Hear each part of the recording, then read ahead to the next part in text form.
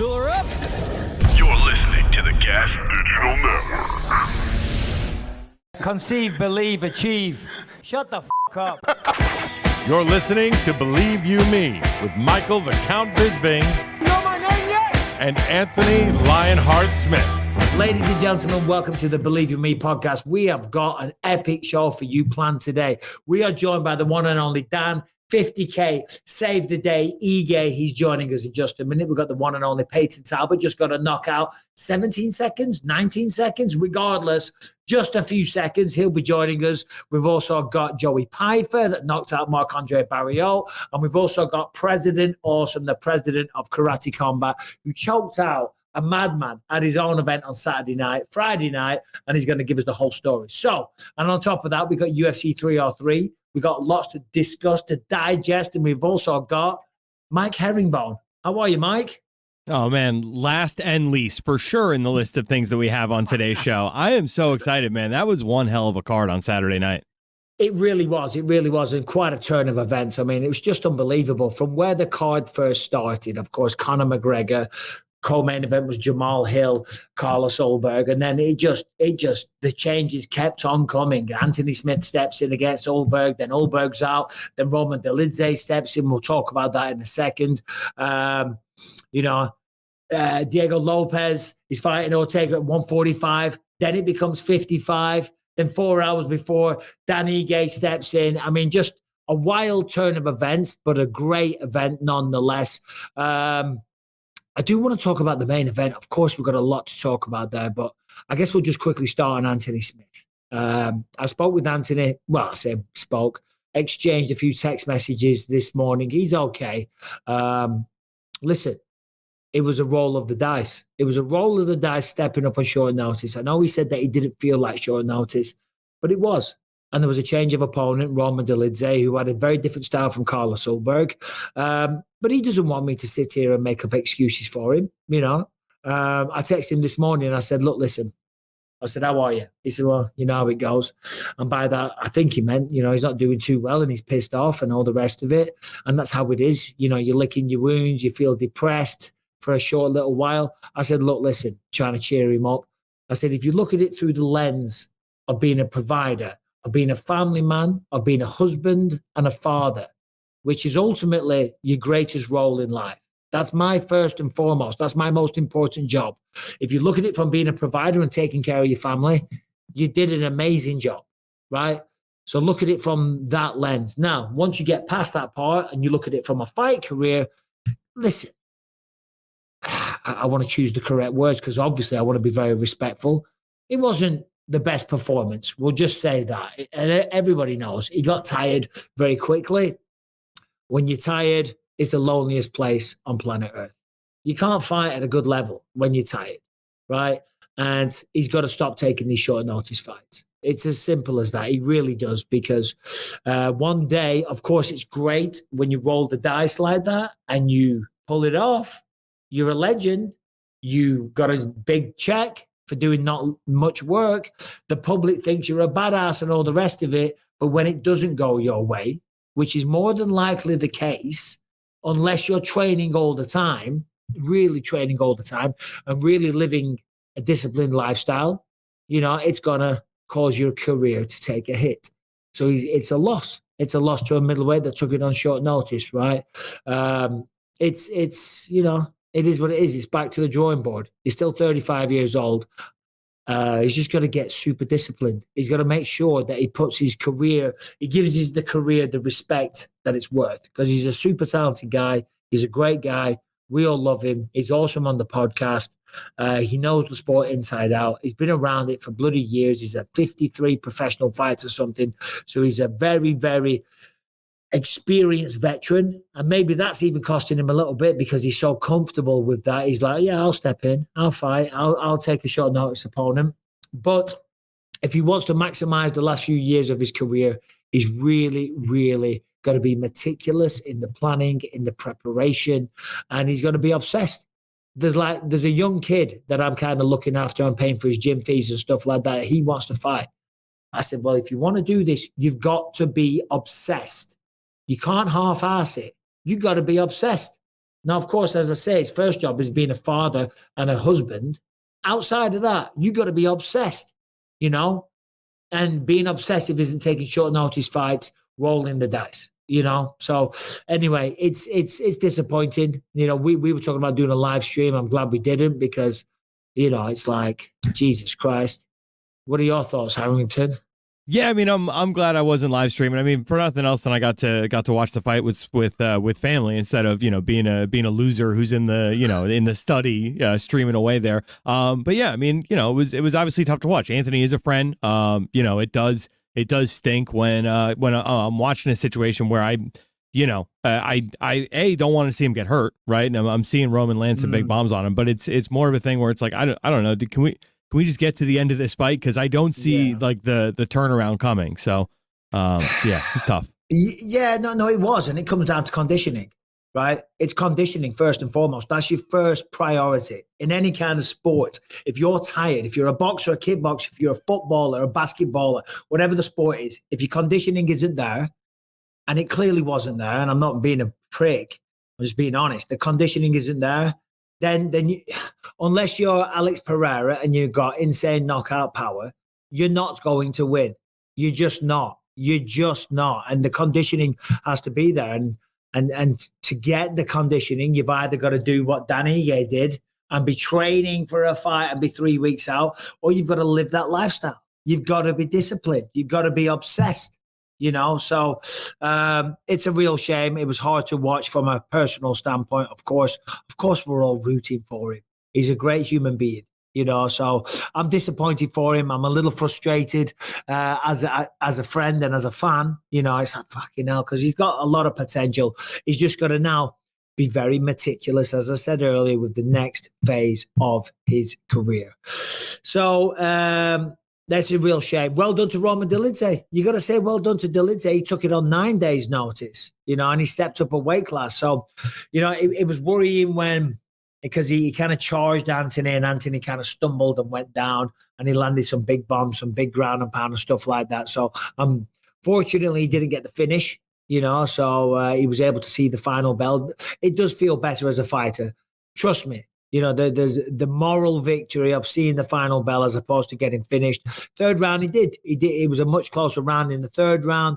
You know, Dolidze took advantage of that scramble where Anthony ended up on the back in the second round.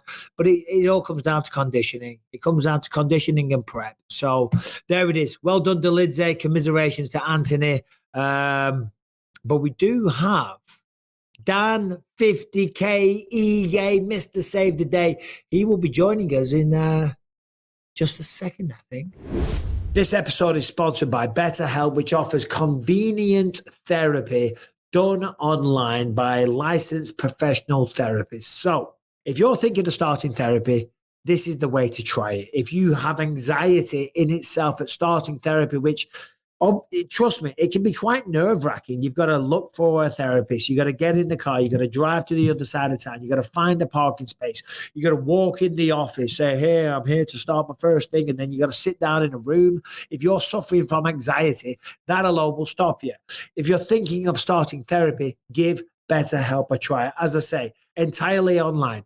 Designed to be convenient, flexible, suited to your schedule. Fill out a brief questionnaire and you will be matched with a licensed therapist, and you can switch therapist at any time for no charge if you're just not vibing. So now's the time. You've got no excuse. You can fit it into your schedule. You don't need much time. It's a great way to start. It's the best way to try, and it will make a difference in your life. Whatever your issue is, anger issues, alcohol issues, substance abuse, depression, anxiety, whatever the case may be. If you're thinking of giving it a try, then now you have no excuse not to.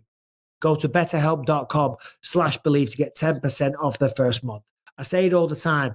If you don't want to do it for you, do it for your loved ones. Be the best version of you. Be the best husband. Be the best father. Be the best friend. Okay? Go to betterhelp.com/believe to get 10% off your first month, and good luck on your journey. betterhelp.com/believe, 10% off your first month. You sound good, and you're bloody or good. Stepping up on 4 hours notice. Ladies and gentlemen, the one and only Mr. Save the Day, Dan Ige. That should be the new nickname. Dan, I mean, the floor is yours, buddy. What the hell happened on Saturday? Man, I blacked out. You tell me what happened. I just yeah, I mean, you guys probably heard the storyline, but I got the call and I've been dreaming of an opportunity like this. Not exactly like this. I didn't know how it would come, but some type of form in some way just to become a legend, to do something extraordinary. And we got the call Saturday around 4 p.m. I trained the day before. I trained that morning.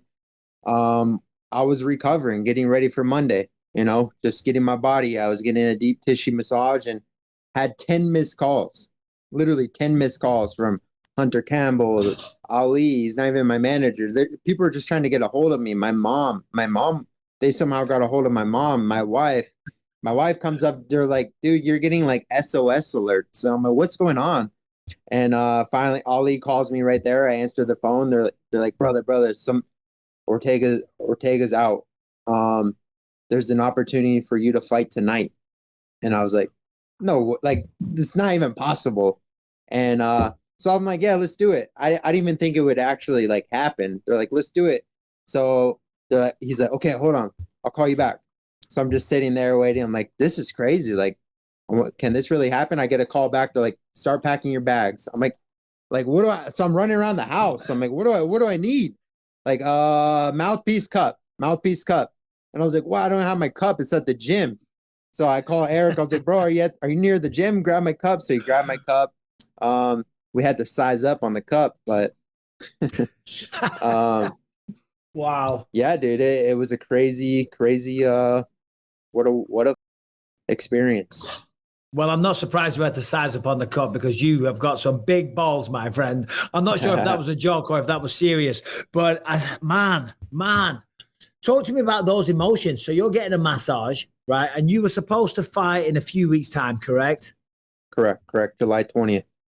And who was the opponent? Pardon me.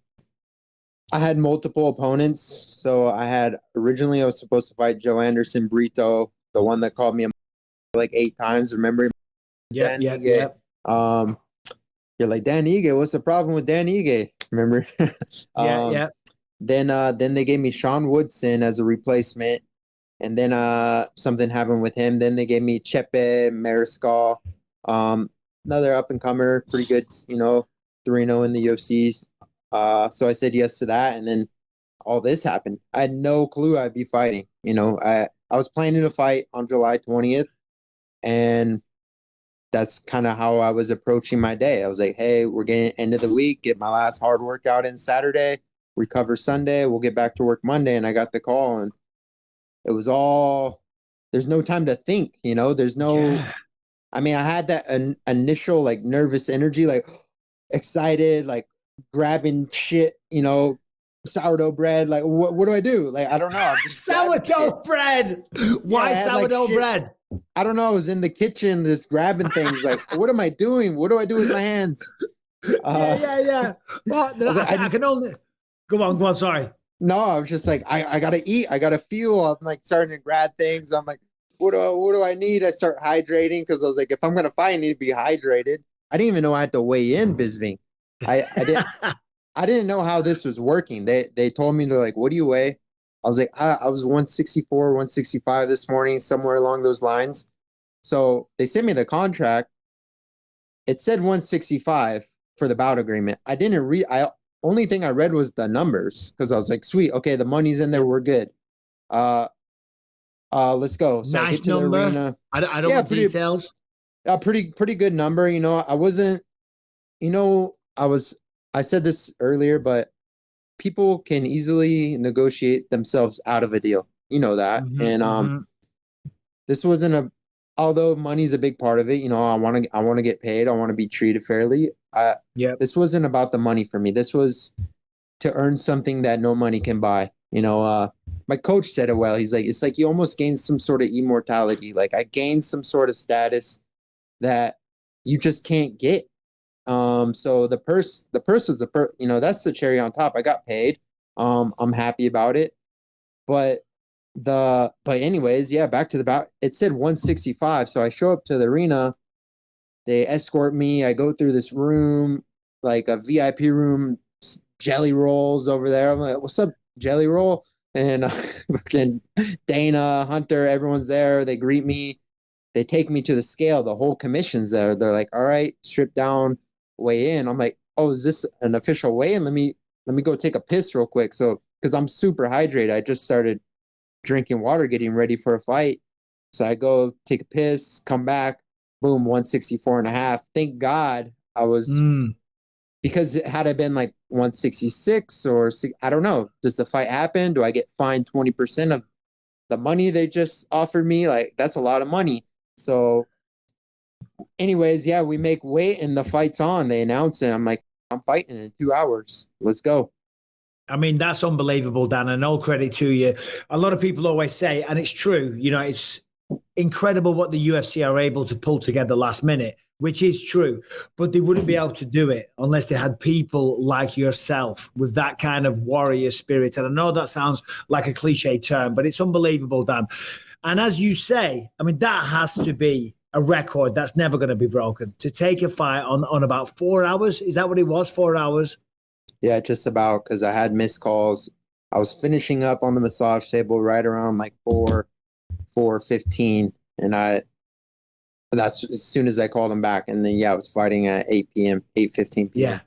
So 4 hours notice at UFC 303, International Fight Week, T-Mobile Arena, gigantic crowd, sold out, one of the biggest cards of the year, and you're swanning in on 4 hours notice. I mean, what was going through your mind as you're walking into the arena, you're weighing in and all the rest of it? Were you confident? Were you panicked? Were you stressed out? Were you just relaxed and like, you know what? It is what it is. I believe in my skills, my training, and I'm ready.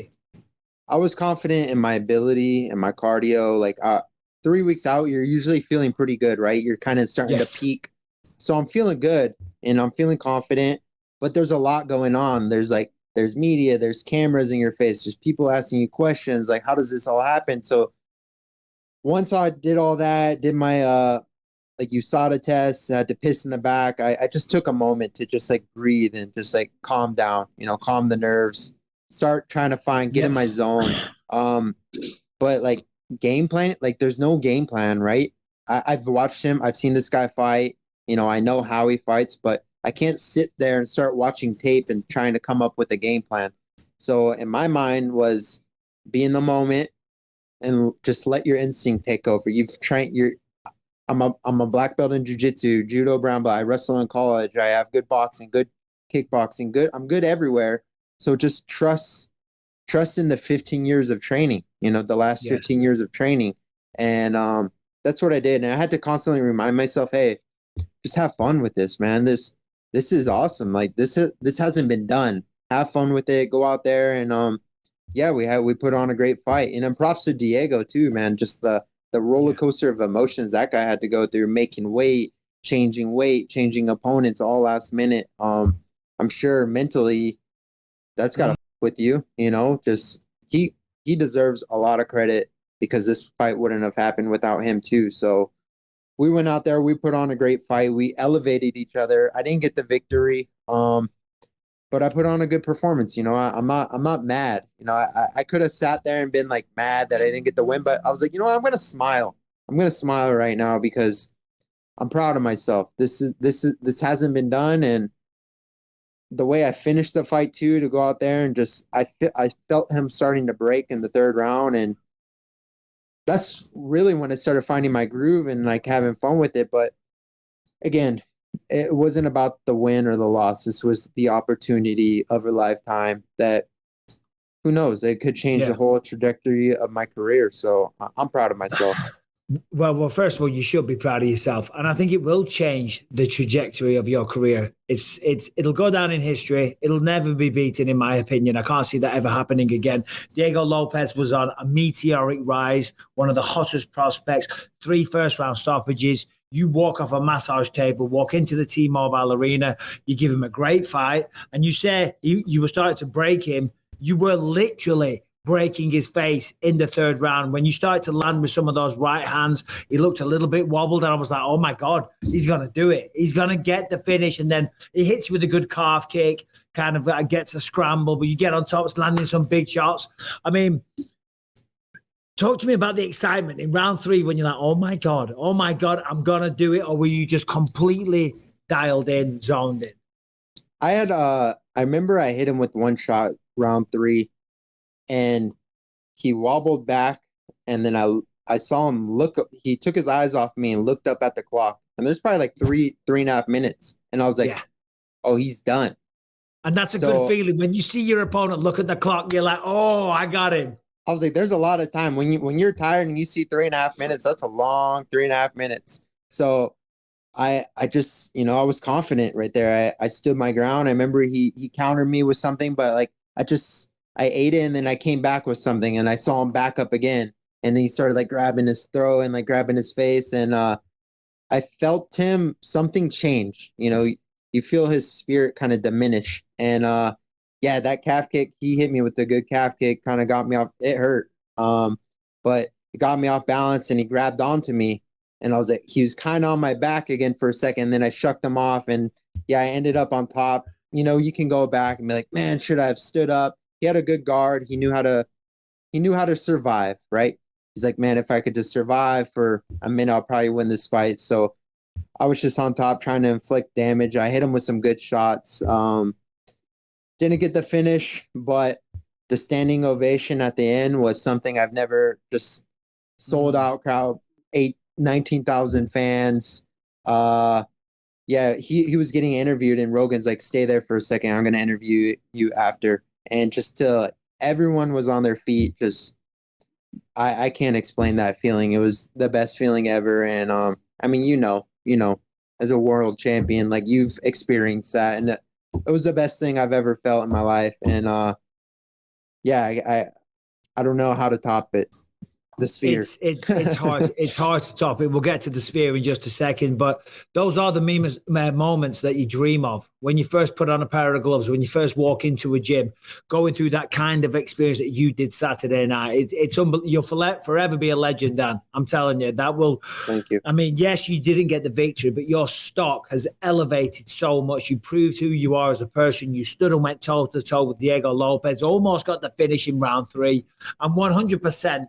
I would be very shocked if you're not on that sphere card. What did Dana say to you afterwards? I mean, he told me whatever I want, I got it. Hunter, the same thing. Sean told me he'd work on finding me an opponent for that. That's what I want. So I believe it'll happen. It's just, the who doesn't really matter to me. I think if I go on there, that's going to be a spectacle of an event. I don't think, I can't even fathom what it's going to be like. That place looks crazy. So yeah, that's what I'm going to prepare for, physically and mentally. And I guess, we just have to wait and see what happens. I've got a crazy thought for you. Yeah. You've got a bout agreement for 3 weeks.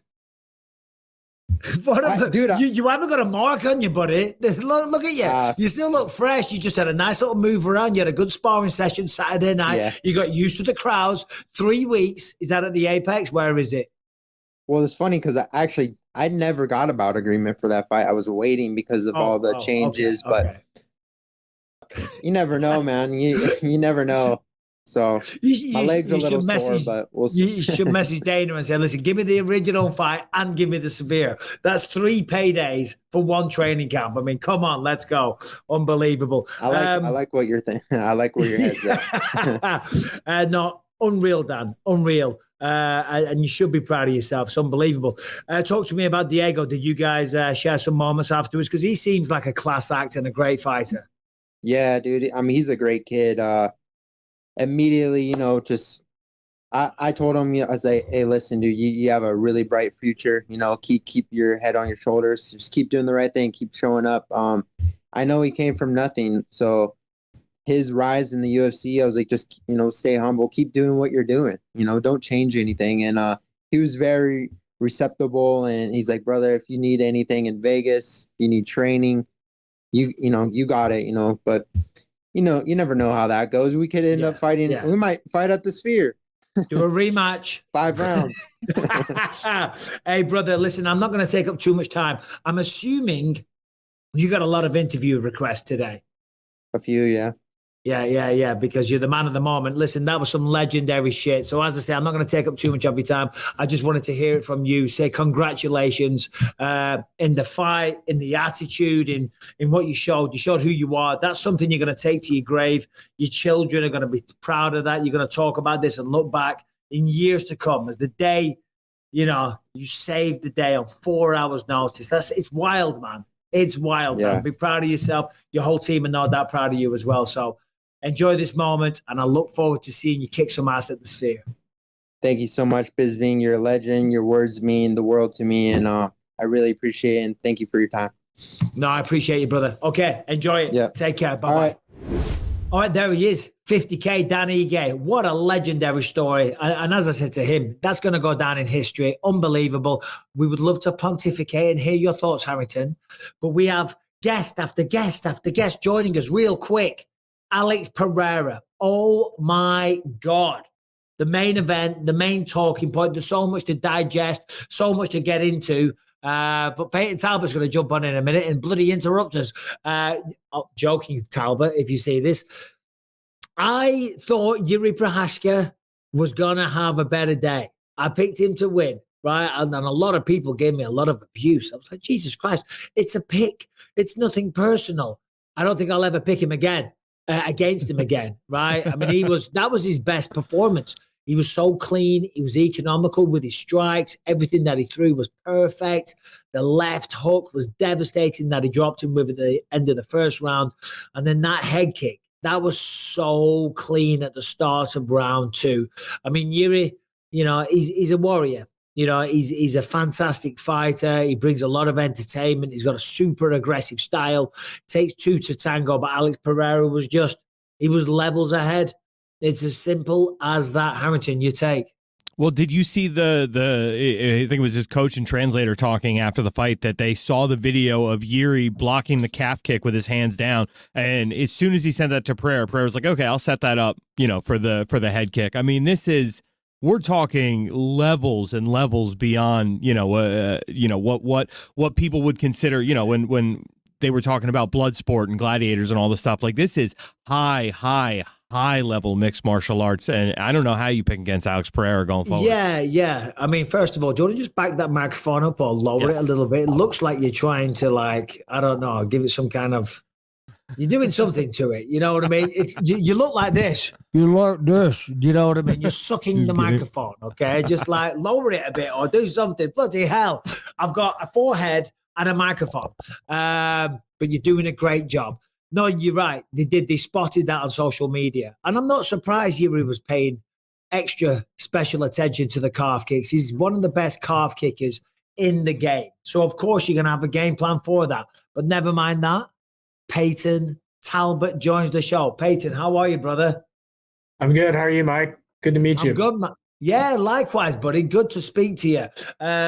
Unbelievable performance at the weekend. 19 seconds. I want to hear all about that stuff, but we'll get into that in a minute. Whereabouts are you now, Payton? You home? Yeah, I'm finally home back in Reno. Midtown is where I live. Okay. So, Harrington, just jump on a second. Harrington, our producer, he was quite excited that you were jumping on the show. He's like, he's the first Gen Z star of the UFC. Right, Harrington? I mean, I think that's fair to say. I double checked. I Googled the dates that Gen Z starts, and in my mind, you have a lot of guys who are watching these millennials and Gen Xers trying to become stars in the UFC. But you're the first of the next generation, in my mind. Yeah, for sure. I mean, I started MMA. I took my first fight in 2019, so I haven't been at this very long. Yeah. So how old are you now, Payton? 25. 25 years old. Harrington, get off the screen. Piss off. Get out of here. 25 years old. You started MMA 5 years ago, and now here you are in the UFC. That is quite the rise, my brother. Very, very fast, just like your knockout at the weekend. Yeah. I think I actually had my first fight when I was 19. So, Picked it up super fast and got, I went all into it initially, and that was kind of just all I did for a little while. So yeah.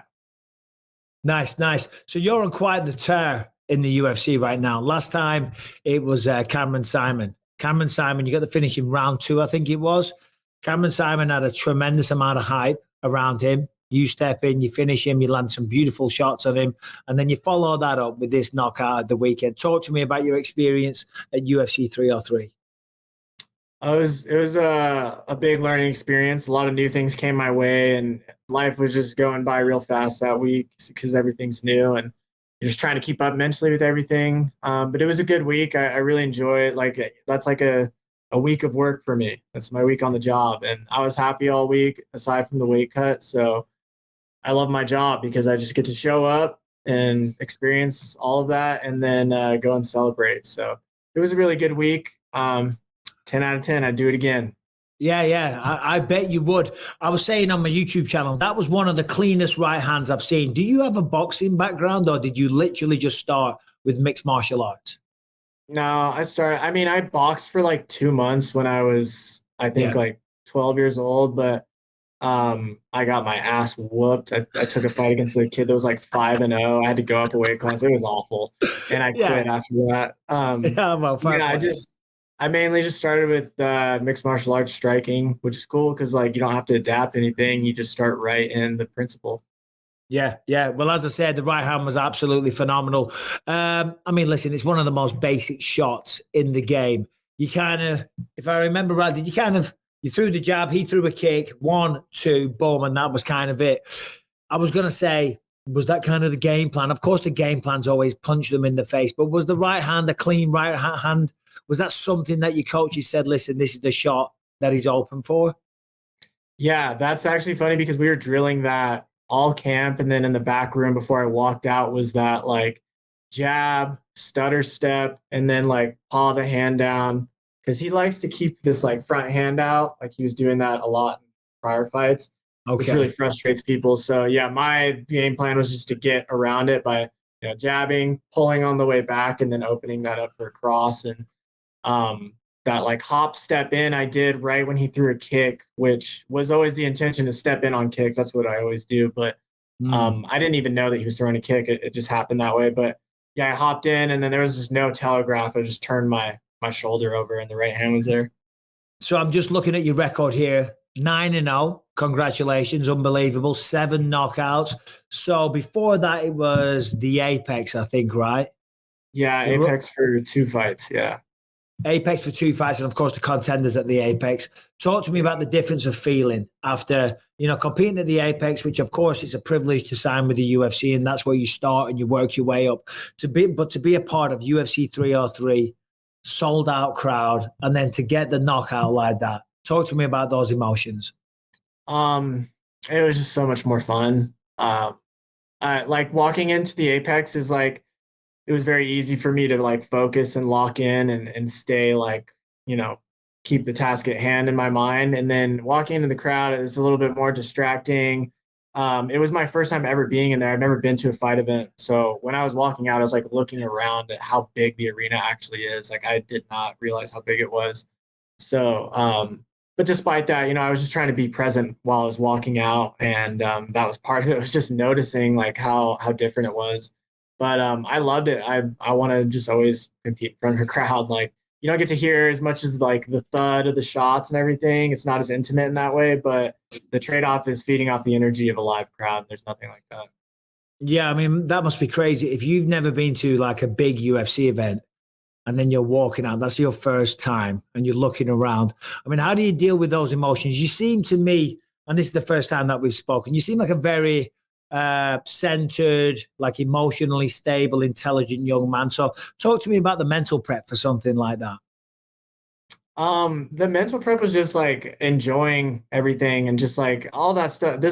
I'm never going to have a first event again in front of a crowd. So my main thing is just going out there and just enjoying it and trying to suck everything that I can out of it, because I'm never going to get that back again. So it's just like admiration and just the fact that I'm doing what I love. And although it's like a little scary to go out there and walk and fight someone it's scary in like the most healthy way. You know, you're Yeah, changing yeah. your life with every performance, and yeah. So changing your life. Did you used to be a skateboarder? Yeah, I still skateboard quite a bit. I'm gonna probably go skate today. Well, careful you don't injure yourself. And did you almost injure yourself Saturday night when what do you call that move that you did when you the celebration, like the bloody backflip, bloody whatever it was? Yeah, it was a cork. It's called a corkscrew. A corkscrew, of course. Okay, well, congrats. The ankle's okay? Yeah, it was fine. I knew I probably wasn't gonna land it, but I was Hey, it looks cool though. It looks cool, buddy. So my producer said that you were you skating with Tony Hawk recently? yeah, Doing yeah, something with Tony Hawk? yeah, like 3 weeks ago I went out to his warehouse and skated with him. Oh, that's cool. So you skateboarded at quite a high level, I assume. Not really. Right. I don't know how I ended up there. Like, how the fuck do you end up with Tony Hawk then? I guess he initiated it. He reached out to the UFC because he wanted to meet me. His kids are big fans, and we have mutual friends. Nice. But yeah, I mean, I can hold my own in like a bowl or like in a pool, Yeah. but you know, flat ground's hard for me. Well, you Yeah, say you can hold your own in a bowl. I saw a video of you on your Instagram, and you went for a fall, buddy. Oh yeah, I go for falls very often. I've got scars all over my hips. You got scars all over your hips, and you've got some very interesting tattoos as well. Talk to me about these tattoos because they're just like circles. I mean, I'm sure there's more to it than that. But would you mind explaining what they are? Yeah. So there's one front of the chest and the back of the chest. Yeah, There you go. there it is. But yeah, it just signifies a hole that goes through me. Represents just like a void that is unfillable. It's internal void that, you know, a lot of us feel, but mine is just like very apparent, and I felt it for a long time throughout my life. Wow, that's deep. That's a bit above my pay grade as a former knucklehead. Do you know what I'm like? Are you filling the void now with being a world-class fighter, fighting in front of 20,000 people and getting bonuses? Did you get a bonus Saturday night? I did. Yeah. It helps. It's the thing about a void is you can't fill it, but it definitely helps, and it's very fulfilling. I try to keep my cup always empty so that it can be filled with whatever. So yeah, it's fighting does a lot for me psychologically. I love it. So when you say your cup is empty, do you mean pessimistically you look at it half empty as opposed to half full? No, I just try to remove a lot of my life that, you know, chains me to certain responsibilities. So I just try to stay super open to experiencing everything. Yes. And just enjoying everything that comes with this like fighting process and everything that comes into my life. You got to empty your cup so that it may be filled. So I've recently done that. Yeah, my cup is overflowing all over the place. I've got to empty it. Hey, Payton, man, I just wanted to talk to you, get you on the show real quick, say congratulations. That was an incredible performance. It really was short, but very sweet. When do you want to get back in there? Have you got a name that you want to call out? Yeah, I called out Adrian Yanez. And Yanez, yeah. Yanez, you're right. It's Yanez. Yeah, I'm probably going to have to get at him at the end of the year because I think he's booked with somebody pretty soon. So, I'm going to get in at the end of the year for sure. Maybe if something cool comes my way, I'll accept it sooner, but I want to enjoy life for a little bit. Yeah. Well, enjoy it. Keep doing what you're doing. Keeping that cup half empty. Keep that void. Keep doing what you're doing, Payton. Thanks for your time today. Really appreciate it, buddy. I got one thing for you, Mike. Well, please. Hey, listen, this is a conversation. Please ask me whatever you want. Yeah. Rate my setup. Oh, shit. Oh, you got the turntables. Why didn't you say? Well, I will say this, buddy. There's no vinyl there. That's like you are Gen Z all day. Come on, man. You can have the the CDJs or the mixers, whatever. You can have a couple of vinyls on the end of there, buddy. You ain't a DJ until you can scratch. Can you scratch? Not very well, but I mean, I got a vinyl right there. I just need somebody to show me how to do it. We got to fill that void. Mm-hmm. What kind of music do you like? I like hard groove, deep house. Nice. Yeah. Oh, very cool. Oh, we'll have to talk about that some other time. Payton, thank you for your time today. Enjoy this moment. Congratulations again. Talk to you soon. Will do, Mike. Thanks. My man, take care. There he is. Payton Talbott. All right, this episode is sponsored by Hexclad, which is the new set of pots and pans that you need for your kitchen. And they are even recommended by the great Gordon Ramsay. Okay, so listen, non-stick pans, they don't stick, but they will release a ton of chemicals. Apparently, they're really bad for you. Another option is using a cast iron pan or a skillet. That's what Ellie does in our house. Well, the problem is with those is that they're super heavy, right? And they get hot as hell. And they're very cumbersome. You know what I mean? They're not the best. They're not the most convenient. They're not stylish. They're not slick. And for cooking on, they're a pain in the ass because every time I grab the bloody handle, I burn my hand. So that is where Hexclad comes in. Okay. They offer durability. They offer style. And the durability, by the way, that will last a lifetime. Correct. A lifetime warranty. So whatever it is that you're cooking, from just grilling in the backyard to a highbrow dinner party, Hexclad has got you covered with unbeatable performance and style. Gordon Ramsay recommends them. He's known to be a bit of a critic, and he only trusts the Hexclad pots and pans in both his home and, of course, in his fancy Michelin-star restaurants. If it's good enough for Gordon, it's good enough for you. So you need some new pots and pans. You've got to upgrade. You don't want to be releasing chemicals into your food, and you don't want to do it like you're coming from the year 1895. No, you want to join the club. Hexclad.com for all your new pots and pans. Give out the set. Give it a try. Do it with 10% off. Hexclad.com/believe if you want to get 10% off. Hexclad.com/believe. Hexclad 6-piece set is the perfect starter bundle to enjoy the incredible versatility of their products. The set comes with 3 of the most popular pans, and of course it comes with a lid for all of your cooking needs, from searing steaks to delicate sauces. Hexclad's pans deliver exceptional performance on any stove top. So right now, go to hexclad.com/believe for 10% off your order. There he is, Payton Talbott. I tell you what, when he said, I have a void in my life that I can't fill and all the rest of it, I'm like, I'm a knucklehead, bro. We can't get into all these deep and meaningfuls. What a great guy. What a great guy. I had no idea he was a DJ. You never told me that, Harrington. I mean, dude, I don't know everything about the guy. My cameras haven't been installed yet. No. Well, you barely got a microphone. No, great guy. Congrats, Talbot. Payton, should I say. He's going to have a good rise. He really is. Seems like a cool kid. So anyway, we were talking about Alex Pereira, Yuri Prochazka. Beautiful knockout. Lands that head kick. We were talking about the calf kicks. I'm not surprised that he was obsessing Yuri about the calf kicks because he's one of the best calf kickers in the game. And it's the old classic, fake low, go high. He didn't necessarily do that, but he knew that he was mentally obsessing over it. But to be fair, it was impressive about Yuri because he got knocked down at the end of round 1, and it was a hard knockdown. And straight away he was calling, come on, let's go, down on the ground. And then he went back to the corner, and he was speaking to his corner, and they were like, are you okay? And essentially he's like, yeah, I'm fine. But you're not fine. 60 seconds after getting your bell rung like that, it's very hard to recover. And of course, Alex Pereira knew that, so he capitalized on the moment. That was sensational, that head kick. And then the follow-up hammer fist as well. I mean, he was quick on him with those follow-up shots as well. And it was really sad to see Yuri kind of like stumbling around everywhere because he tried to get back to his feet a little too soon. So commiserations to Yuri. I know he's saying he's going to have to improve and have to evolve. Otherwise, he's not going to continue to fight. I think he will improve. I think he will evolve. I still think he's got a lot to give the sport of mixed martial arts. He just went up against a man right now that has taken over the sport in Alex Pereira. And the world is truly his oyster. Now, all the talk at the moment is him going up to heavyweight and becoming a 3-weight division champion.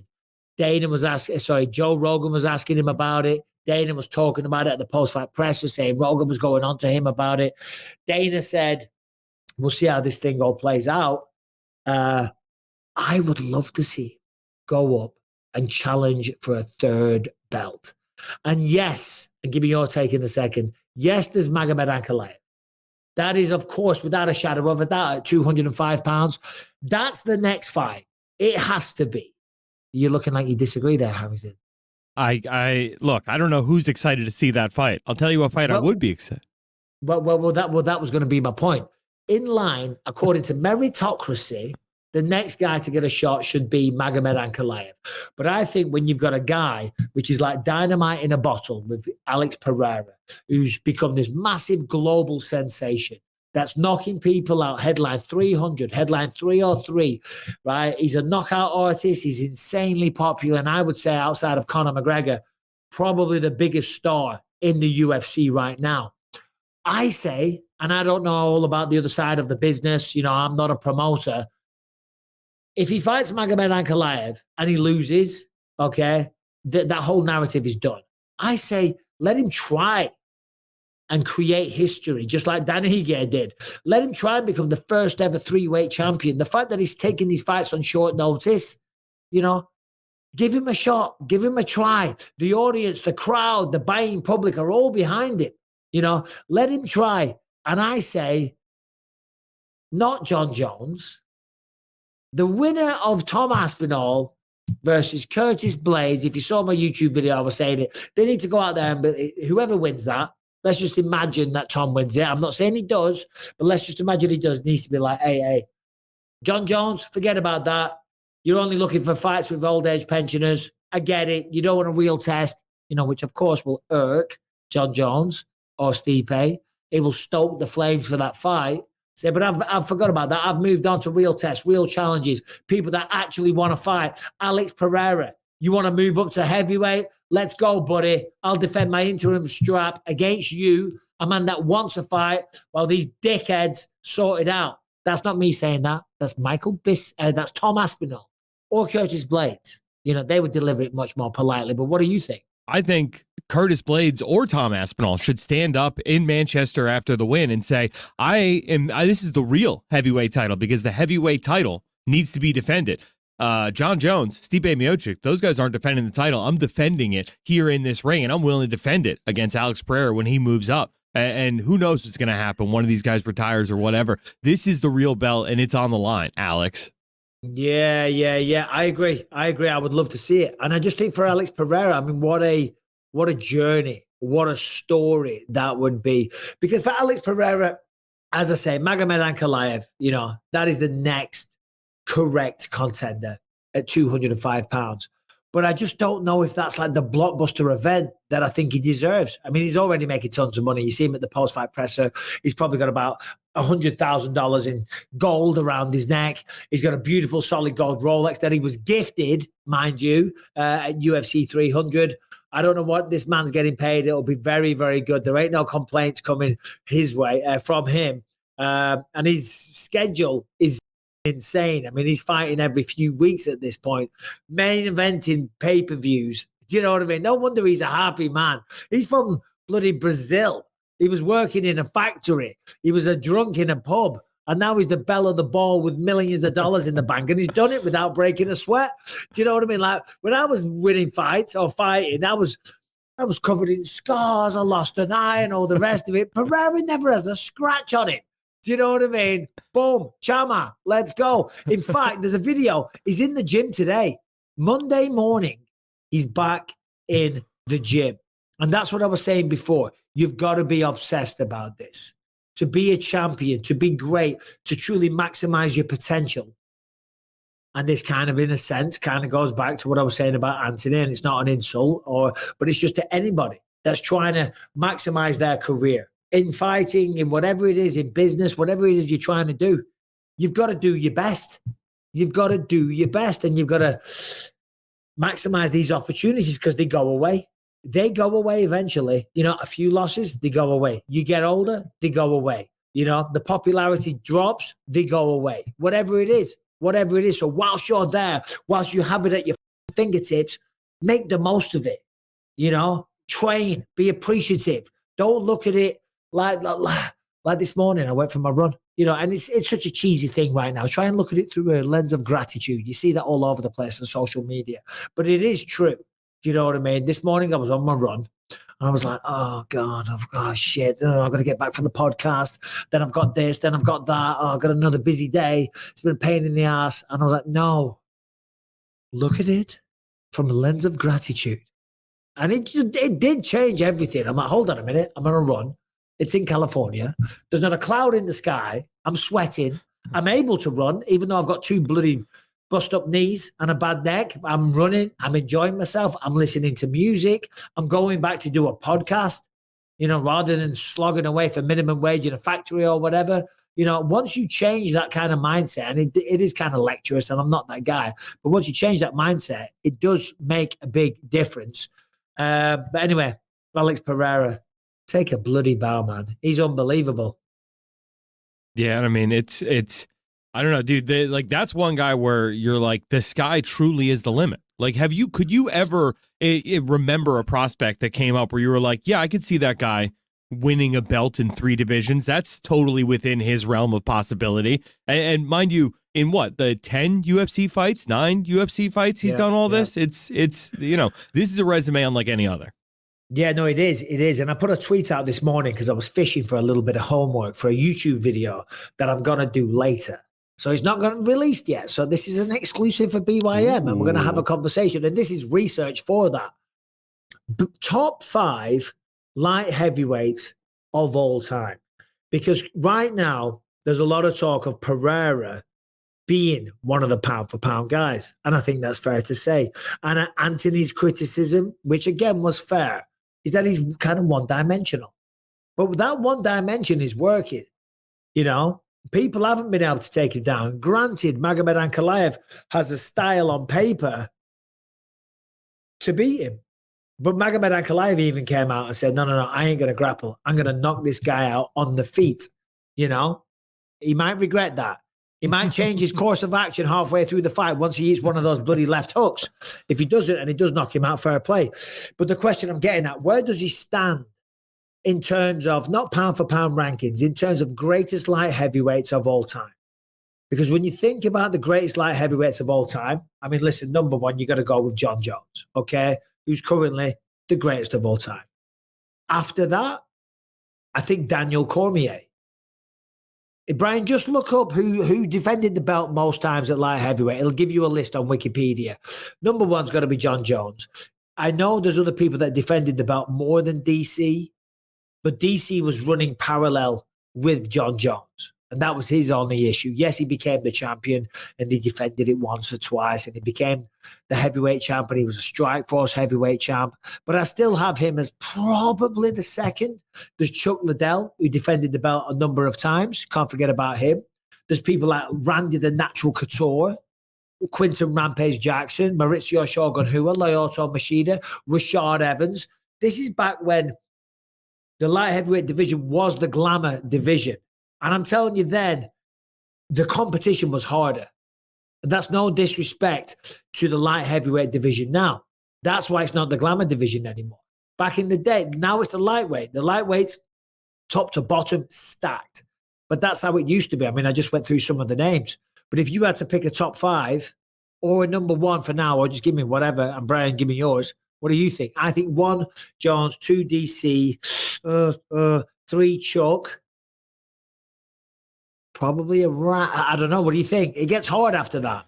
Your Anthony Rumble Johnson's massive fan favorite, one of my favorite guys. I mean, granted, never got the title, but still very much in the mix. No. Gus is on that in that same category. Gustafson's in that category. Listen, rest in peace, Anthony Rumble Johnson, an incredible fighter, knockout power, and rest in peace. But he's not on that list. Just because you got a cracking right hand and he launched DC across the octagon, and as I say, a great human being and rest in peace. But just because he's not with us anymore doesn't get him on that list. And I mean that with the greatest of respect. You got to win titles. You got to be one of the best, Tito Ortiz has one of the best records at light heavyweight. I put Tito Ortiz on a tweet today, and people were like, oh, Tito Ortiz. It's like, dude, you forget what Tito did in this sport back in the day. And these were the people that built this sport. Without people like Tito Ortiz, Chuck Liddell, Randy Couture, they're 3 of the biggest stars in the earlier days. You got Rampage, Rashad. You also have like Lyoto Machida. Shogun. Shogun. Yeah, no, for sure. No. Shogun, without question, he was one of my favorite fighters and an absolute legend. Harrington, just just talk a minute. Give me your thoughts. So what I was going to say is like the way I would look at it is if, in their primes, you had a time machine and you did like a tournament, let's say, the old school, single night tournament, who would you pick? And I think your five you would have to go with would be Jones, DC, Chuck. I do think Alex makes that list just because, you can discount him for being one dimensional, but nobody's discounting Francis for being one dimensional. And then probably Tito. Yeah, I think Alex Pereira would be on that list. But you know who's not on that list? Joey Pyfer. And Harrington, you're not on the list. Get the hell out of here. He always likes to get a little bit of airtime, Joey. You know what I'm saying? Yeah, my man. Hey, Mike, appreciate you having me on again, brother. Oh, not at all, man. Not at all. Listen, dude, when you go out there and you knock out Marc-Andre Barrios, the power bar in stunning fashion like that. Come on, man. Come on. I was dying to talk to you. Congratulations on a great win over a tough opponent. Barrios always kind of, he's on the come up again. He's had some ups and some downs, but he's doing well. He's a tough guy. You went out there after, a tough learning experience against Jack Hermanson, and you righted the ship. You got back on course and knocked him the hell out. The floor is yours, buddy. Talk to me about the weekend. Yeah, a lot of ups and downs, man. Tough weight cut. I was healthy. I was prepared. I had less injuries than I've had since I've been in the UFC, thankfully. Still had injuries, which we all do. And I really dialed in my sleep, my nutrition. I learned so much from the Jack Hermanson fight.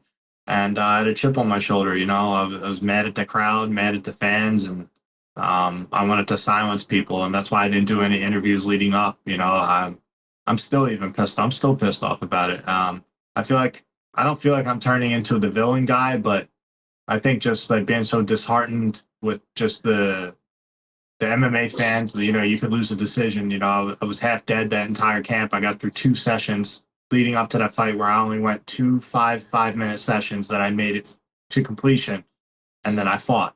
And my coaches wanted to pull me and everything, and I still fought. Barasenko saw me sick. Joe Rogan saw me sick. Like, all the media for the UFC saw me sick. And these are all excuses, but reasons as well for those that want to take them as that. But, I don't – my point in saying this is Jack was 100% better. That's what led to him winning. And but I don't feel I was my best prepared self. So coming out here this time and being able to get that redemption and set the record straight that – when I am healthy and I am able to focus on nothing but the fight, I'm a very dangerous person in this division, and I have some of the biggest power in this division.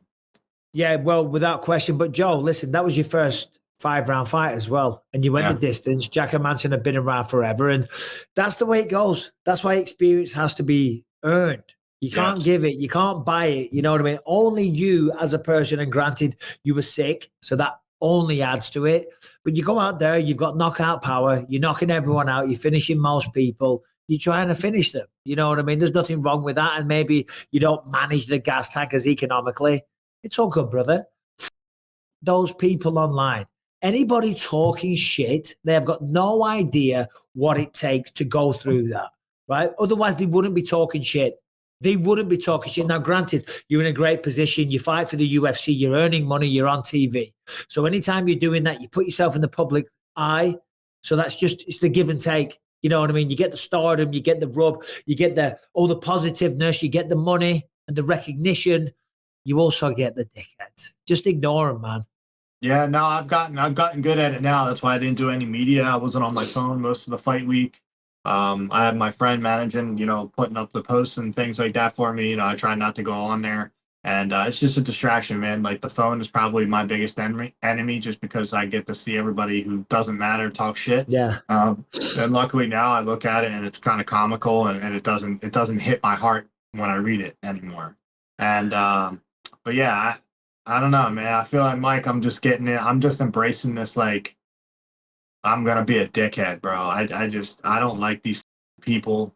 I don't like shitty people like that. Like them telling me to kill myself and everything. Like, it killed the love for the fans. Who said kill yourself? Just a bunch of nobodies, like we're talking about, like, nobodies. But why? Because you lost against Jack Hermanson. Yeah, I got fraud checked, and I always cry when I win and cry when I lose and blah blah blah. It's like, yeah, my whole life is in this. So it just really rubbed me the wrong way, man. I feel like it's I don't want to say it's matured me, but it's also like it's made me like put my hands distance on keeping these people at bay. And for the ones that are always super respectful, they make it all worth it. I will say that, and I'll always be respectful and smile and take pictures for them. But yeah, I had a bit of chip on my shoulder, man. I think everybody kind of, not everybody, but even DC saying like my hype was gone, and he was right.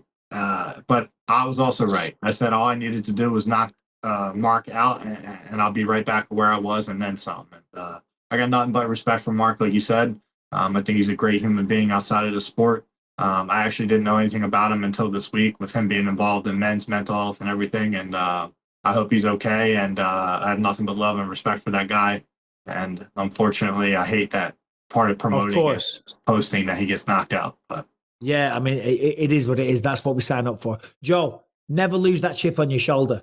That is your best asset right now. Of course, you got knockout power and all the rest, but that chip on your shoulder is going to help you. It's going to guide you. Because I had that all the way through my career. I've calmed down a bit now, thank God. Otherwise, I'd be fired from everywhere I kind of do little bits of work for. I've watched your career. Yeah. But when you're fighting, man, that chip on your shoulder, you need that. That's why when I won the belt, I jumped on top of the crowd. I turned around and went, Rocco. But I'm saying it to the whole world. I was saying it to all my haters. I was saying it to everyone that said he's shit. He's not good enough. So you all. Yeah. How about me now? So that chip on your shoulder is going to get you out of bed. That's going to make you go for a run. It's going to force you to train your ass off because you want to prove yourself to the world and to all those haters. So don't change that. Embrace it, man. Embrace 100%, it. Let it fuel you. 100%. They did. They fueled me. And Jack helped me. He gave me a lot more than it's not a loss to me. It really isn't. Like I didn't get knocked out. I didn't get submitted. I didn't get humiliated. It was competitive. So in my heart, I know it's like, I know I belong with the best. I have to get my feet wet more. I have to get my repetitions in, and I'm cool with that. And no better of a person to lose to in my mind than Jack. He's a good guy as well. Like I have no. He's one of the best. He's a great human being. Great human being. Exactly. So it wears well with my heart, and the amount of things that I've learned from that fight and from him handing me my first UFC loss. Man, I will forever be grateful for it because I feel like I'm making leaps and bounds in my mental and my physical, spiritual, everything. Like I just feel like it allowed me to reevaluate when I wasn't ready to, and I had to. It was like I wasn't ready to face it, and I got humbled, and I lost, and it put a stop to all that momentum. And all that momentum though was from the heart. It was just me being me. It wasn't anything of a fake character. I'm not one of these fake that are out here hiding behind a mask. Thank God.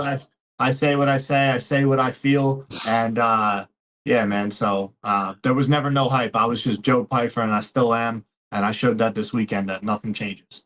Well, that's what people love, and that's what they resonate with. And listen, because that's what I've always been.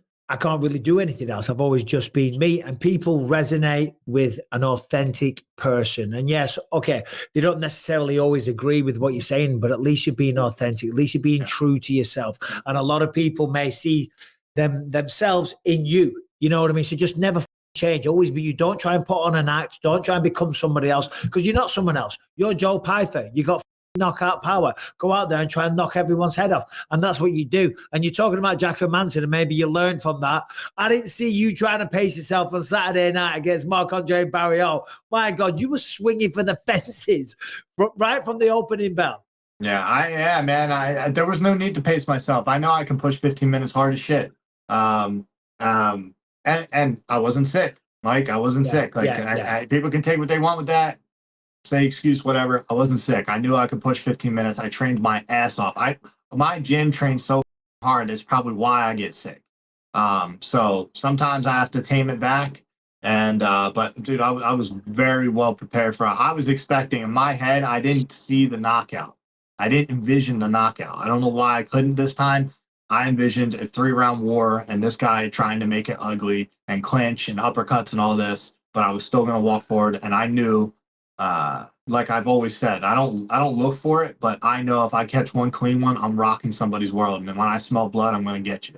So yeah, well, I was just looking at his record while you were talking there. He's only got one knockout loss on his record. Cheaty. Of course. No, it's you. No, he's got Chidi two. He's got, Njokuani. yeah. So Chidi got him, and then you got him. But he's been in there with Chris Curtis, Eric Anders, all kinds of big hitters. On the Contender Series, Dana was very high on you, and he was like, be like Joe. Be like Joe. Remember those days? Have you done a T-shirt? Be Joe Pyfer. You're going to do a T-shirt, be like Joe. That'll sell well. That's a good little expression.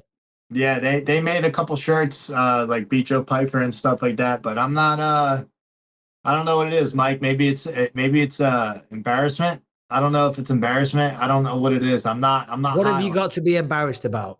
I have nothing to be embarrassed about, but I'm not high on it for some reason. I don't know why. It doesn't do anything for me. It doesn't make me like I don't care, Like I don't have any interest in I guess the apparel. I hope somebody else will take the responsibility for me, which they have, and try to promote that. But it's just not something, Well, I was I'm only a very kind of flawed joking. person. Yeah, no, me and you both. I mean, I've been trying to do merch for my podcast for years, and they're still not available. So who am I to lecture? Would you mind opening up when you say you're a flawed person? In what ways? Yeah, because I've got many. I just was on Ariel Helwani's show, and I'm like ripping Paul Craig. Well, that's flaw number one. Yeah, I just don't like the guy. I don't like the guy. I don't have a reason not to like the guy either. I just don't like him. And my reason is just because I want to punch him in his face, and I just feel like there's something about him that I want to fight. And when I say flawed, like obviously besides that pettiness, it's just I still got my everyday struggles of just being a normal dude and a human and trying to keep myself healthy mentally and keep my mind in the right place and not let people get to me. You know what I mean? So I do a good job with social media now, but then you got, sometimes you got there's always going to be a problem. No matter what problem you solve, there'll always be another one. It's about how you roll with it, right? And sometimes I like tend to crash head forward with some of those problems, and I need to be a little bit more patient. So I'm a very impulsive guy. I want to get results like right away. But that's okay. That's okay. You're still young, with respect. Yeah. You're 27 years old. Yeah. I'm very young. You're 27. Yes. You're very young. Like I was a similar age when I broke out into the UFC. I won the Ultimate Fighter, and I was the same way. If I was going to fight someone or someone was in my weight class, I was a prick. I was a prick. Do you know what I mean? But to me, it was like, this is the only shot I've got of making something out of myself. And anyone that's in my fucking Same weight, here. I have no plan B. I had no plan B. When I broke my arm and I was sitting there in my wrestling coach's basement and I was suicidal and I thought I wasted 21 years and it's the same story that I've said over till I'm blue in the face, but it was like I felt like, man, did I make the wrong decision? Because if this is the wrong decision, I've never known what's right, and this is all I have. This is everything this is all I am. I didn't plan for school. I didn't have a fallback. I don't have a trade. This is what I got. Man. So I mean, I think when I say like I'm flawed and I might be taking on this villain role because I'm just sick of these. Like I'm sick of people trying to take my checks from me, and it fuels me. It fuels me to be angry. And when I'm angry, I'm not angry in the cage. I'm just locked in. I have bad intentions. So. And it does well for me. I think some people are like, you can't fight angry, and I definitely don't. I think I fight with IQ. Like I'm not stupid. I try to fight very smart. But I think I'm starting to just, I don't have to smile as much, and that's okay with me. Like I'm here to hurt you. So I think that's what I mean by becoming a villain almost. Well, that's totally fine because I think you're in the perfect job for that. You're fighting in the UFC. I think people are going to resonate with how real and authentic you are and just speak your mind. At the end of the day, you're not trying to make friends, are you? You're trying to knock people out. Hey, brother, I'm trying to change my financial future. So. Yeah. Well, you will. You keep knocking people out like that, you will. Keep talking the way you are, you will, because it's captivating and it's interesting, as opposed to someone sitting there going, I don't know, I'll fight whoever the UFC give me. Fuck that. Talk some shit. Say you want to fight Paul Craig. Paul's a great guy, but I understand he's in your division, so you want to punch him in the face. That's totally fine. Regarding the emotions in the octagon, it took me until about 36, 37 to start figuring that side out. I think for the most part, I was pretty okay, but around my training camps and just like my life had a lot of chaos around it. So that kind of affected my performances and my training camps and all the rest of it. So just try and chill on that side of things, and just don't get mad. Because I used to always think if I get mad, I'll be the best version of myself. I'll smash this because no one can beat me when I'm mad. Well, until that's until you're stepping in there with like an Anderson Silva or something. You've got to be cool, calm, collected. You know what I mean? So walking there. That's what I think I'm doing a good job of, though, because I was pissed off about a lot of things, and my coaches don't let me be emotional. Yes, where good. I lose control, and it's also like it's very rare that they ever have to step in where I lose control. I think I've been in it a long enough time. Starting at 4 years old, like I understand that there's a level of anger that if you go above, you don't come back from. Yeah, and that's how you get caught, and that's how you make mistakes. And I don't let it like, oh, I need to hit him now. Like I throw with intentions because I know that even me punching through your gloves, if I can catch you, I'm gonna hurt you. So like, yeah, I mean, when I came out against Mark, I was trying to really get him to like throw at me because I wanted to exchange with him. I really did. Like I wanted to do some like barroom brawl shit, and because I just believed he was gonna fall first, and he didn't do it. So then I went after him. Your coaches, are they? And this sounds like an insult, but it's not an insult. But are they man enough, for want of a better expression, to be able to check you on your bullshit? Yeah, 100%. Yeah, Coach John doesn't care about my feelings. He cares about me performing, and he cares about my well-being. And he doesn't give a how I feel, to be quite honest. And I pride myself in being able to say that. Like he cares about me as a person. He cares that I'm okay. But his job is to make sure that I am prepared under his guidance and under his school and under his teaching. And if I'm not going to listen, then he's not going to coach me. That's just how that works. Perfect. That is the fighter-student respect that we need to have. And I know some people criticized him last time because he mentioned my father in like the later rounds to try and like motivate me against Jack. But he was just searching in his fighter that he saw a look in my face where it was like I kind of wasn't all there. After I got hit in my eye and I couldn't see him, like from round 3 on, I just kind of like was accepting him dictating everything. And he's my point is yes, they're all of my coaches. Even Sean Brady will put me in my place.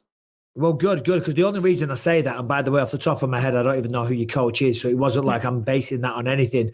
Yeah. In the world of mixed martial arts, as the sport has grown bigger and there's eyeballs on it, and there's a little bit of fame and a little bit of celebrity, even for the coaches, and of course, there's money to be earned off the fighters. Man. A lot of fighters, a lot of coaches are yes men. And you nailed it. Exactly. That's why I asked, because I've had them over the course of my career. They let you do whatever the fuck they want. As long as you're repping their team, as long as you're with them, as long as you're cutting them a check, they don't really give a fuck. And that was that. And we lost him. I think he's got a phone call, or he's had enough of my shit. He's had enough of my lecture. He's had enough of me slagging off his coaches. Harrington, jump on and just save the day. Call me 50K. Call me Mike 50K Harrington, saving the day right now. 50K Harrington. I think he'll be back in a minute. I think he might have a phone call or something if he was on his phone. I hope so. I was joking when I said he was like, I'm out of here. I'm done. I like his energy though, man. I like the realness. Oh yeah. Joe's the man. Oh, and he's back with us. Oh, wait. No, he's not. No, he will be. He will be. Okay. If he wasn't, he will be. Oh no, that's President Awesome. My God. Whoa. My man. What's happening, man? Look at that. Dana Brown. I made Dana Brown a shirt. Oh, there you go. Well, send me some. I will. Who the fuck's Dana Brown? Well, there's Dana White, and I'm Brown. So I'm Dana Brown. Hey. Azim, President Awesome. This is Joe Pyfer. Do you know Joe Pyfer? Of course I do. What's up, brother? Joe, we were just wrapping up an interview and we lost you. Joe, I lost you for a second there, brother. Yeah. I was just giving him a speech. I forgot where I was. I was just going to say 1 second, President Awesome, if you don't mind, sir. No problem. I was just saying a lot of these coaches, they don't have your best intentions at heart because there's a little bit of fame and celebrity being around UFC fighters and you're going to pay them money, so you're going to have a team around you that are willing to say, listen, it's my way or the highway. Check your bullshit at the door. Don't bring that into the gym. We don't want that negative energy. Basically, you do as you're told and act like a student, but it sounds like you've already got that anyway. That is verbatim, word for word, what my coach will say to any of us, no matter if you're number 6 being Sean Brady or number 8, whatever he is. Doesn't matter if you're me, be Joe Pyfer, that bullshit. He doesn't care about any of that. He also keeps a log of every time somebody misses a practice. So, he's not one of these coaches that's happy with it. Good. If you try to tell him how you feel, he does care, but he'll say your feelings. You know what I mean? Like, I'm not here for your feelings. I'm here to coach you. And I like that. It keeps us accountable, and it keeps us as students. I don't ever want to lose that respect as student teacher, or else I feel like I don't learn, and I'm constantly learning, man. And I think I think I'm showing that I'm improving. Well, you certainly are. Congrats on an epic win at the weekend. Beautiful knockout. And I would apologize to you and say, sorry, you got to go now. But your feelings, just like the coach says. Get out of here, Joe. I got to speak to President Awesome. Thank you for your time, brother. Hey, brother. I appreciate you. Joe Pyfer, his feelings. President Awesome. How are you, sir? I'm doing well. You like the joke, obviously. You genuinely laughed. It's really I had no idea at first. I'm like, vote Dana Brown. I'm like, oh, send me one. I'm like, hold on a minute. Who's Dana Brown? And then, of course, I get it. Dana Brown. Man. I saw you talking shit about Dana at the weekend. About Dana? You were saying, like, could Dana White choke somebody out like No, that's not me. That was the commentator. I would never do that. No, I know. That guy's apprentice. No, I know. Look, you weren't talking shit. It's a joke. No, bald people, we support each other. We don't do that. We don't talk shit. Of course. Of course. Right, listen, for anyone that doesn't know, this is, of course, President Awesome, Asim Zaidi. Yes, sir. Asim Zaidi. Yes, sir. Awesome Zaidi. Asim Zaidi. President of Karate Combat, of course, joining the show once again. Thank you for your time, sir. Since the last time we spoke, it seems like Karate Combat is blowing up. You've had some massive events. You had Luke Rockhold out there in Dubai, knocking out Joe Schilling. The events are incredible. I will get there one day, but I'm very rarely home. I'm traveling all over the world. But I had to get you on today, and the floor is yours. I want to hear it from the horse's mouth. I'm sitting at home Friday night, and I'm the camel's mouth for me. The camel's mouth, whatever it is, you can say that. I'm not saying that. They're going to cancel me. But what actually happened? So this really stinks because we sort of had a Forrest Griffin, Stephan Bonner fight where it was an absolute war, really amazing fight. Unfortunately, there was a bit of a controversial decision. One athlete won. The opponent's coach got really upset at the decision and then basically jumped in the pit and charged, to fight the opponent himself. So that's basically what happened, like a disgruntled cornerman, I would say. And because of that, it was pretty remarkable because when he jumped into the pit, two guys tried to grab his T-shirt. He ripped them off his T-shirt, and he must have jumped at least like 12 feet because when he landed, he was just like a superhero. He landed in the center of the pit, and then he just sprinted at the opponent. Now, let me ask you this, Bisping. All right. What do you think the opponent did when this guy just lunged in the center? The opponent jumped out of the pit. He didn't want it. He's like, no, forget this. He jumped out of the pit. He was terrified. This guy was an animal, man.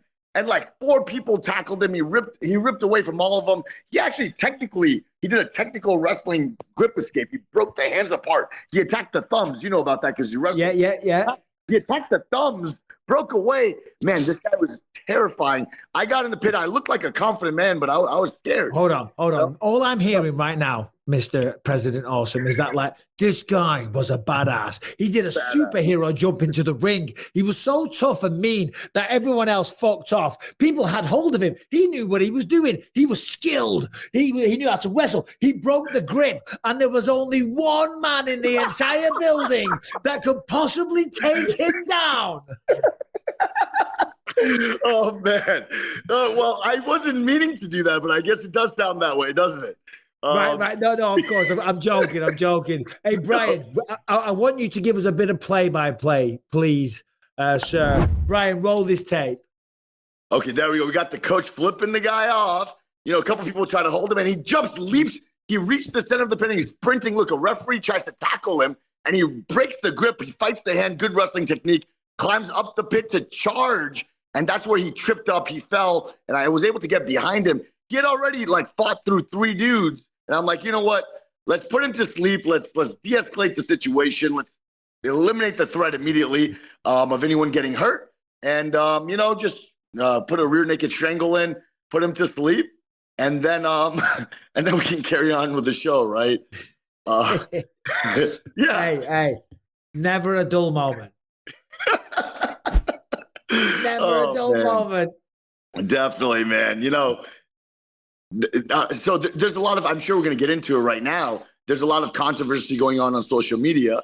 And not to jump ahead, but one thing I definitely want to state, and it's what you talked about, right away, I had to come out with a statement. A lot of people were saying, hey, ban this guy for life. He should never be allowed at a karate combat event. And I sort of went left field on that, and I did. Exactly. Yeah. And this is why I wanted to reach out to you because, sadly at events, there's often stuff like this. We don't really see it in the UFC because it's like, it's the big show and there's commissions and security and it's, they're ready for this stuff. But I'm not saying yours is a smaller level show, but on some of the smaller level shows, I've seen riots. I've seen some crazy stuff like when I was coming up, crazy stuff. So this happens because you get a lot of highly testosterone-fueled men. Tensions are high. They're passionate about their fighters and all the rest of it. And sometimes you get bad apples, regardless. But when I saw your statement, I was blown away at the understanding of a fellow man, how you were able to put yourself in his position. And the statement that you said, it was mind-blowing. I was like, I'm going to reach out to this guy. So just walk me through that. And if you have the statement or you remember what it was, please say what it was. The floor is yours. Of course. I don't remember exactly what I wrote, but I'll tell you basically my genuine opinion.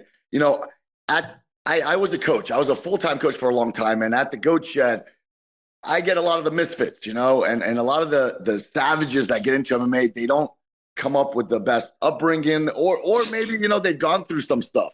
Not every fighter is completely all there in the head when it comes to controlling their emotions and all that stuff. And it's very normal. Martial arts is what's saving them. Martial arts is getting them on the right path and keeping them disciplined. So when this all happened, I think the first instinct of most people was like, ban him for life.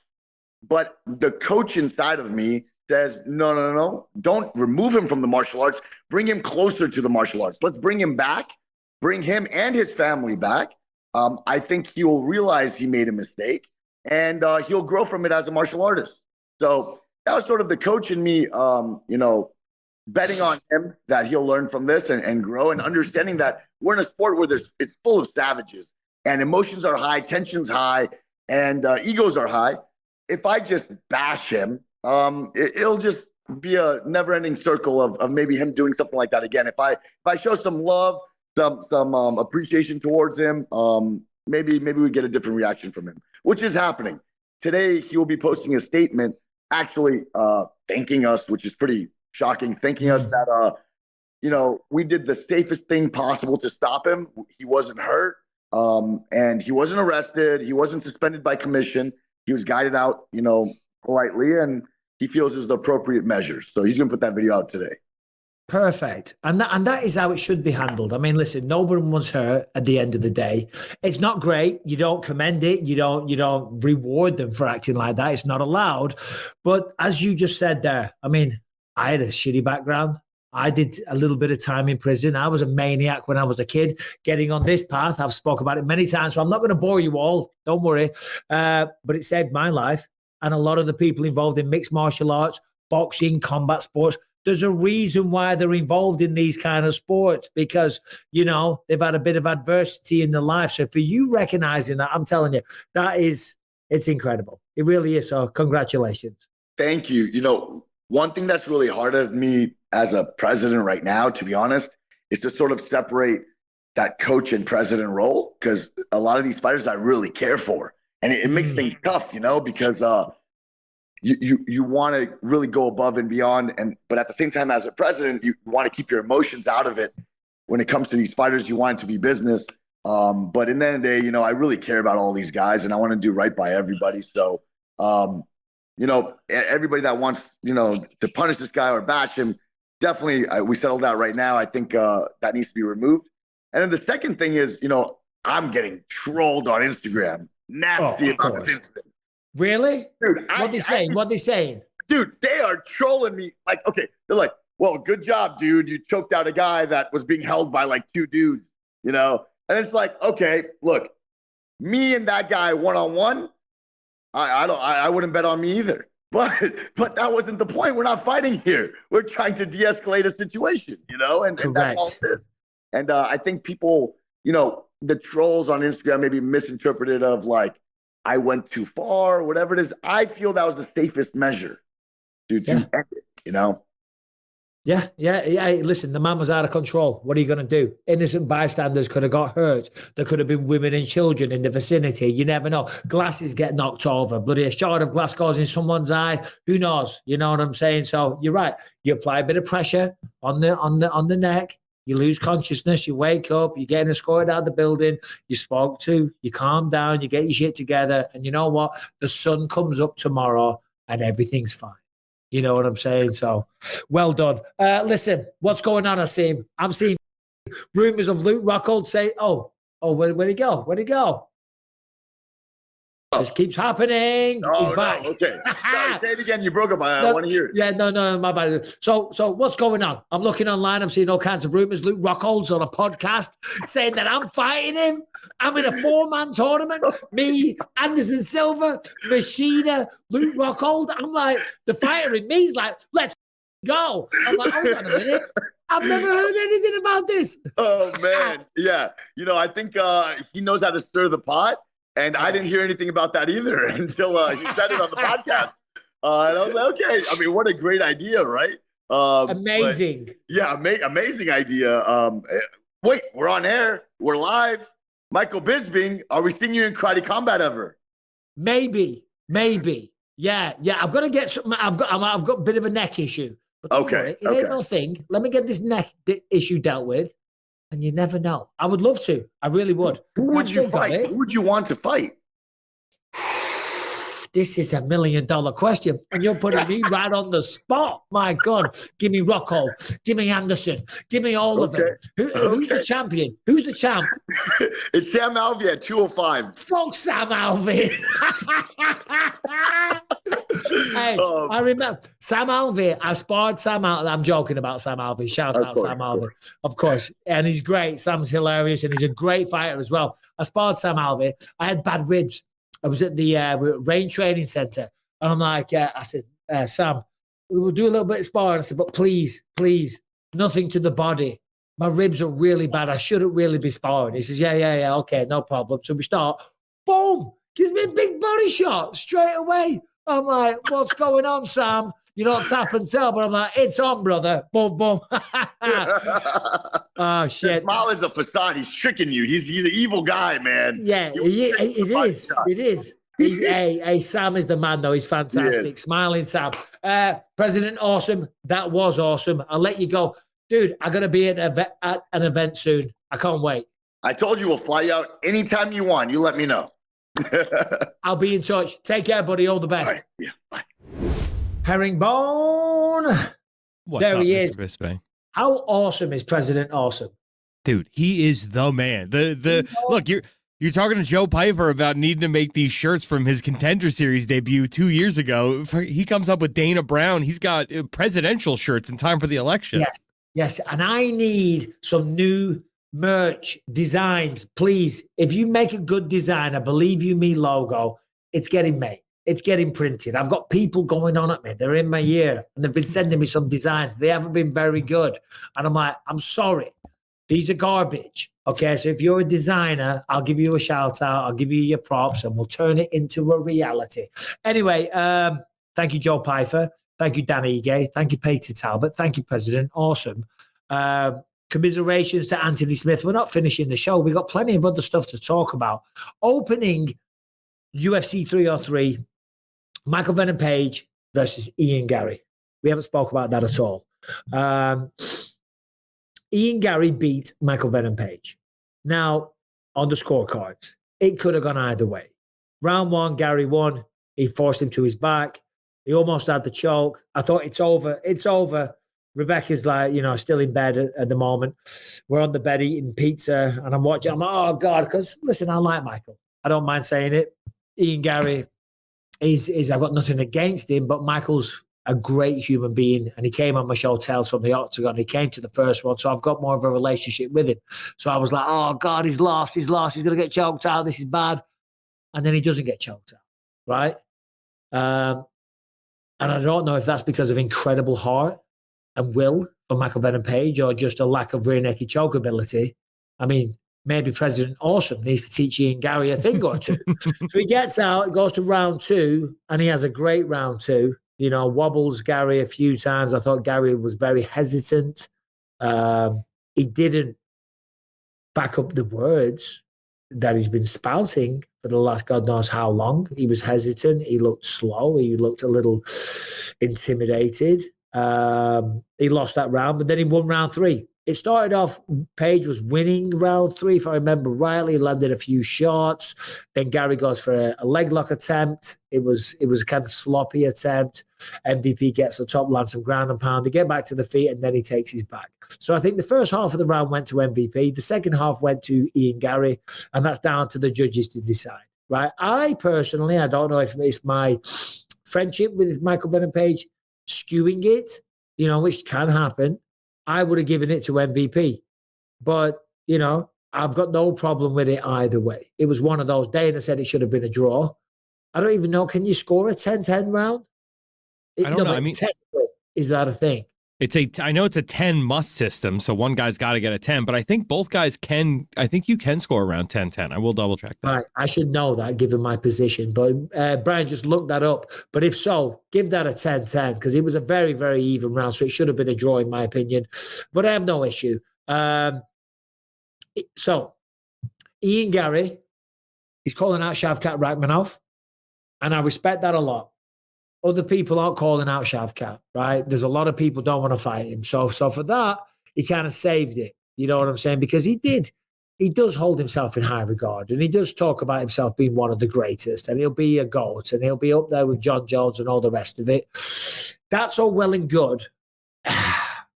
Pete, you want other people to talk about you like that. You shouldn't necessarily, it's all well and good having ambitions and setting your stall out, but you shouldn't be constantly just trying to remind everyone about that. I'm not having a go. I'm just saying the boos on Saturday night were very loud for him, and they will continue to be so. And I think that is kind of the issue. You know what I mean? Let other people sing your praises. Of course, say you're going to win the fight. Say, I believe in my abilities. Say, I believe I'm better than this guy. But don't try and brainwash everyone into thinking that you're one of the greatest of all time. Let other people formulate that opinion by themselves. There's the scorecards there. You know, I think it's one of the rare situations. And again, MVP is not an easy man to beat. He used a strategy that was obviously blatantly obvious, and I kind of touched on that. As I said, I think he might do that. He's been training at shooter box. The wrestling wasn't really of a high level.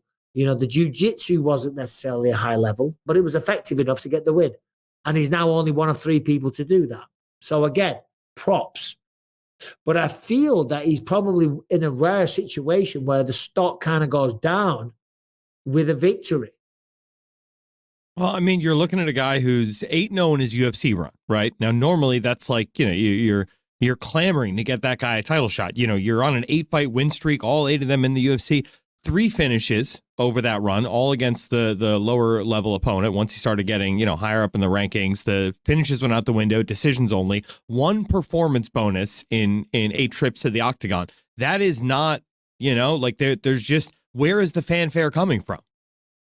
Like that, yeah. I'm reading you John Fitch's resume. You know what I mean?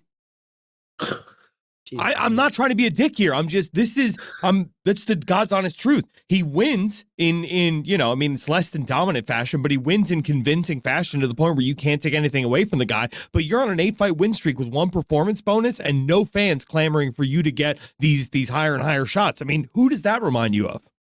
Yeah, well, I don't think any of the top guys are necessarily going, whoa, we need to avoid that guy. You know, listen, on the feet, he's a good operator. He was just outmatched on the feet against MVP. So that took away the majority of his skill set. And he had to, as Nate Diaz would say, oh, you're a grappler now. You know what I mean? Or you're a wrestler now, which I get. I understand. I've got no issue with that.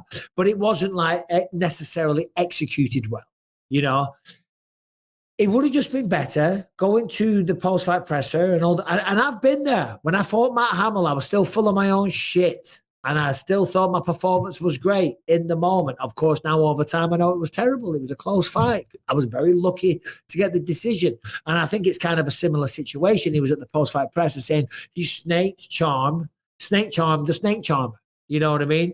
And all this type of stuff. You didn't. You scraped a decision and it wasn't fun. The crowd was booing. Do you know what I mean? And there was nothing really that's going to really worry people like a Kamaru Usman, a Shavkat Rakhmonov. You know, I do think stylistically, a fight with Leon Edwards, to be honest, could be fun, could be good, could be competitive because he is a good striker. He is a good striker, but that skill set was taken away because he was clearly outmatched on the feet against MVP and wanted no part of that contest. The reality is you got to say, well done. He's undefeated still, which is a great accomplishment, you know, but just stop trying to brainwash people that you're the shit. Just let your actions in the octagon do the talking. Be proud of your achievements. Say, listen, I beat the guy. You know, not many people have done that. But don't try. What's that? What's that expression? You know, don't gaslight us. You can't put on like a fight that was kind of not the best fight ever, but then try and convince everyone that you're watching Muhammad Ali versus bloody, the Rumble in the Jungle. Do you know what I mean? You know. I believe it's don't piss on my shoes and tell me it's raining. Yeah. If the milk turns out to be pussy, if the milk turns out to be sour, I ain't the kind of pussy to drink it. You know what I mean? What is the expression? It's like, don't do something and don't piss on my shoes and tell me it's raining. Yeah. Is that what you just said? Yeah. Oh, right. Okay. Oh, God. We need a guest back. I've been talking to Harrington for too long. Yeah, man. Listen, it sounds like I'm being really, really mean. I'm not being mean. I'm just being honest. And I think, right? Do you agree with that? Well, I mean, look, my big issue with him after the fight, he runs over to Dana. He's like, give me Colby Covington. Oh, the fight nobody wants to see. Cool. I'm glad you're really managing this well. I liked at the post-fight presser, as you said, the Shavkat call. Like, I feel like somebody on his team got in his ear and was like, dude, that's not going to up your Q rating. Like, let's call for the Shavkat fight. I don't think you're being mean. I think you're being very fair. And I think this is something that a lot of people do think. But, you know, as you said, give him his props. He's 8-0 in the UFC. He's on an 8-fight win streak. So, yep. You know, he's doing something. Yeah. Listen, 100%. That's not an easy thing to do. He's 15-0. He's had 8 fights in the UFC and he's still undefeated. That has to be recognized and it has to be celebrated. And he's got a really good skill set, you know, like in terms of striking. The grappling still, you know, is a work in progress, but that's okay. That's fine. It was good enough to defeat MVP. It wouldn't be good enough to defeat some of the other fighters because Michael Venom Page, again, is a really good striker with a developing grappling defensive skill set, you know? So he got it done. He got it done, you know? And for that, I say congratulations and well done. I think for MVP, obviously it slows the roll. He was thinking he beats MVP, maybe gets a shot at Leon or Bilal or whoever it is in the near future. Of course, that isn't going to happen now. However, I still think there's a lot of big fights still at play for MVP. He's a fun guy. He's got a great style, an entertaining style. And you put him in there with a Jack Della Maddalena. You put him in there with the Joaquin Buckley. You put him in there with the Stephen Wonderboy Thompson. You know, these are all really, really big, fun fights. You know, and I think there'll be people still clamoring to watch him fight. So it's not the end of the world. Certainly it's a bump in the road, but it's not a dead end of the road that he's on. So, yeah. What else? Well, the other fight on the main card, Macy Chasson. Yeah. Of course. Yeah. Silva. Of course, Mayra Bueno Silva looking dangerous early, landing some shots. Macy Chasson, you know, looking good as well. So fair play to her. The story is the cut, right? She gets on top. She lands the big cut. I'm just trying to look here. Yeah, round 2. Massive cut from the guard. Slices through. Great shot. Nasty cut.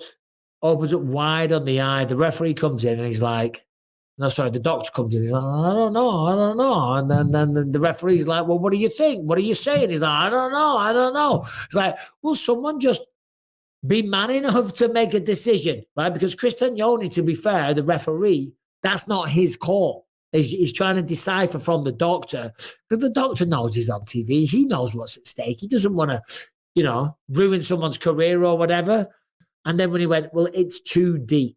And then that was it. Then the ref was like, it's off, it's done.